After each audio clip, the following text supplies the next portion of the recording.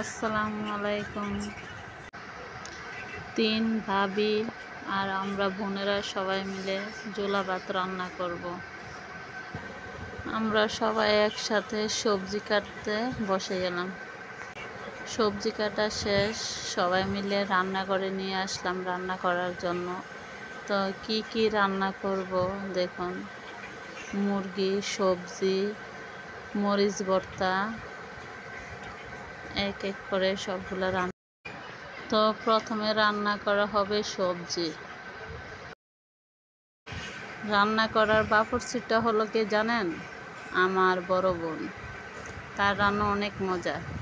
বাড়িতে যখন আসে সবাই বলে, আপু তুমি রান্না করো, তুমি রান্না করো। তা আজকে আমার বড় বোনকে দিলাম রান্না করার জন্য। আপু এখন সবজি রান্না করবে। 2 চুলা, আরেক চুলাতে ভাত বসানো হলো।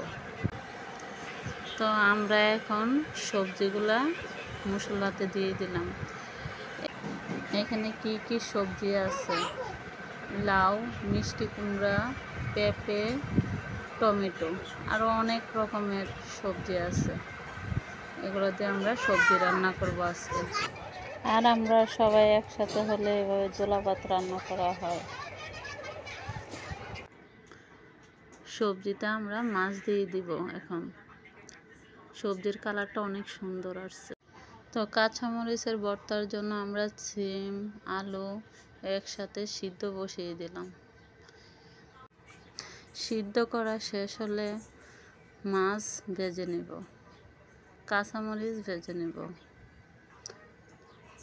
এগুলা শিলপাটাতে ভর্তা বানানো হবে। আর আমাদের এদিকে প্রায় সবজি হয়ে গেল।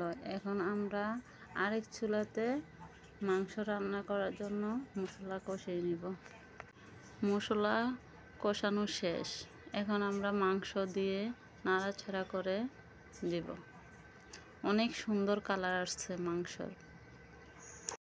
সত্যি আমার বোনের হাতের রান্না অনেক মজা।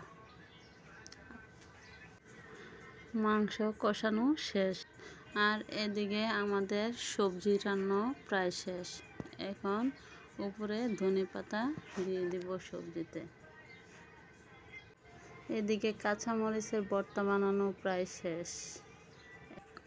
এদিকে আমাদের মাংস রান্না প্রায় শেষ।